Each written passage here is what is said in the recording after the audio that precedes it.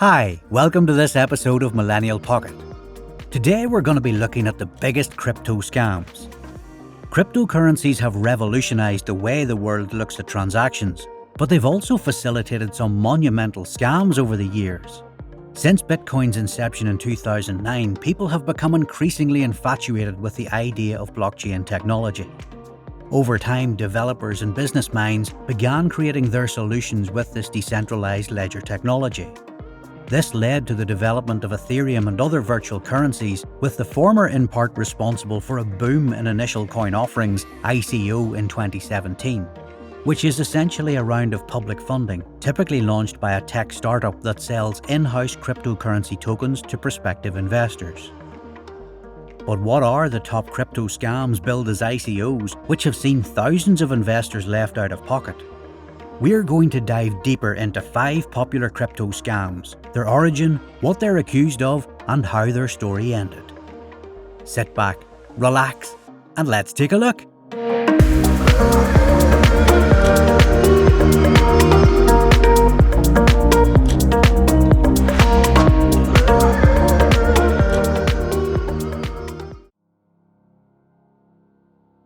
Bitconnect was a crypto lending platform that launched its ICO on the 15th of November 2016, owned and operated by Ken Fitzsimmons in the UK. They closed the crowd sale on the 30th of December when the platform only raised 468 bitcoins, worth around $410,000 at the time. Users could exchange Bitcoin for Bitconnect coin on the Bitconnect platform and were promised astronomical returns on their investments, nearly 1% daily.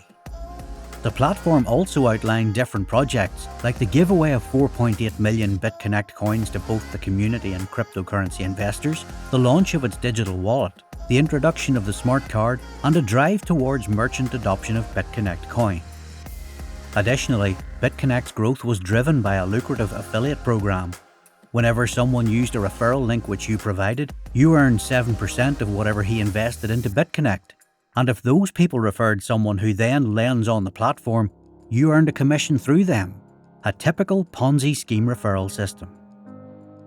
During the time it ran, it was promoted by huge YouTubers that were earning money through referral links. Crypto Nick, Trevon James and Craig Grant were actively promoting it. They scammed around $3 million combined from their communities. On January 3, 2018, Texas State Securities Board issued a cease and desist to the company, calling it a Ponzi scheme. Only 14 days after the Bitconnect exit scam, and the price crashed 92% to eventually drop to zero. Right now, the Bitconnect is mostly remembered as one of the greatest memes in the space. Onecoin was a cryptocurrency founded by Ruja Ignatova. In early June 2016, Ignatova, fluent in several languages with a PhD degree granted in Oxford University, announced Onecoin, a cryptocurrency that claimed its coins were generated through mining and could then be used to make global payments. Users could choose between several education packages that cost between €110 and €188,000. Each package included tokens which could be assigned to mine Onecoins.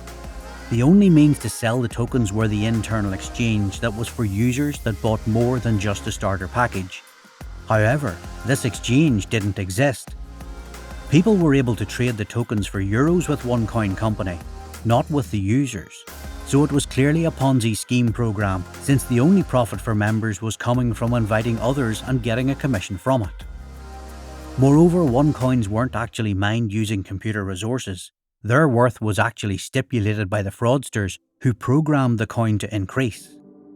The fake crypto has been the subject of a number of investigations and officially labelled as a clear Ponzi scheme in India in July 2017, and also fined €2.5 million by Italian authorities 2 months later. In 2016, over $30 million were seized by Chinese authorities investigating the Onecoin operation in the country, and the next year Ruja Ignatova disappeared. She knew there would be enough people either desperate or greedy enough, and she correctly guessed that by the time the police and media realised it, she'd be gone, along with the money. However, her brother pleaded guilty to money laundering and fraud charges and is now facing a maximum of 90 years behind bars. The fact that Onecoin was operated internationally also created difficulties for the authorities. It's hard to know how much money has been put into Onecoin. According to unofficial sources, they have scammed more than $19.4 billion out of Onecoin users. Official sources are talking about $4.9 billion.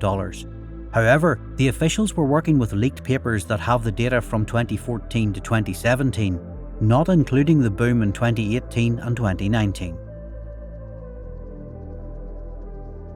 The two ICOs run by the same company, Centratech, operating out of Vietnam, were offering 48% of a profit for investors just after a month, full investment recovery after 4 months, and 8% commission for its referral program. To attract people, they also organised several offline events all over Asia to gather a proper user base. Unsurprisingly, speculators flocked to its crowd sale and invested an incredible $660 million in Pincoin. The funds went to the so-called Pin Foundation, a non-profit group made up of a number of unknown Vietnamese individuals. IFan was supposed to be a celebrity app to connect with their fans and sell their merchandise. Shortly after the company ran out of new victims entering their multi-level marketing scam, they stopped paying out to people. Media awareness increased, and Centratech was accused by several reports of being a Ponzi scheme. Following the reports of a staggering $660 million in losses, the authorities in Vietnam jumped into action. The Vietnamese Prime Minister himself ordered 6 government ministries and the police to investigate the scam. Unfortunately, it was too late. Centratech packed up its offices in 2018, making off with the investors' money. As is often the case in such scams, the criminals have already fled the country.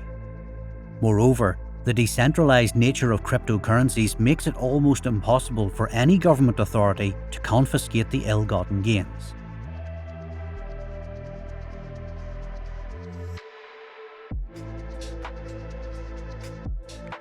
Dominic Lacroix, Sabrina Paradis-Royer and Jan Wallet founded Plexcoin in 2017, a company that was behind a worthless token known as Plexcoin. The founders allegedly claimed investing in the token would make the investors overnight millionaires, with the white paper quoting a 1,354% return on investment, and also that the company had a global team of financial and managerial experts based in Singapore. The ICO, which kicked off in August 2017 and ended 3 months later, allegedly raised $8 million, funds that would have gone towards developing and maintaining the Plexcoin infrastructure and allowed Plexcoin to offer additional products and services. However, the founders channeled most of the money to their personal bank accounts and digital currency wallets for daily living expenses, home renovations and more. Luckily, all of the funds were frozen by the SEC and founder Dominic Lacroix was jailed. Interestingly, it was the first time the SEC stepped in and charged an ICO through its cybercrime unit. Plexcoin's offering was also classed as a security, hence the SEC's decision to press charges.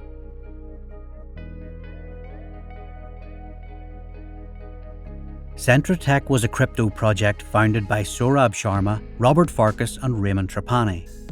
In July 2017, the 3 founders held an initial coin offering, raising $25 million from investors who had believed Centratech's claims. The company had big ambitions, promising to bank the unbanked by offering a Centra wallet and a debit card which would allow users to convert cryptocurrencies into fiat. Anyone using their card could spend money from their wallet anywhere where the card was accepted. Centratech also offered a Centra Toolkit, which was designed to create the next level of integration and scaling of the services to a worldwide audience, offering any exchange the chance to create their own branded debit cards. Additionally, the company had also been endorsed by the likes of superstar boxer Floyd Mayweather and music star DJ Khaled. The 3 co-founders falsely claimed partnership with Bancorp, Visa and MasterCard, suggesting that the latter would distribute their debit cards. Not content with this, they made up a CEO, Michael Edwards, whose picture changed in the Centratech literature from document to document. In April 2018, the SEC stopped the project from going ahead, charging Sharma, Farkas and Trapani with orchestrating a fraudulent initial coin offering and collecting $32 million from it. What do you think about these scams? What would you add to this list? Do you think there are any more crypto scams out there? Please let me know in the comments section below. Leave a like if you got some value from this video, and subscribe to the channel if you want to see more videos like this. Feel free to follow us on Instagram, we post every day there. I hope you really enjoyed this video. Thanks for watching, guys. Until next time.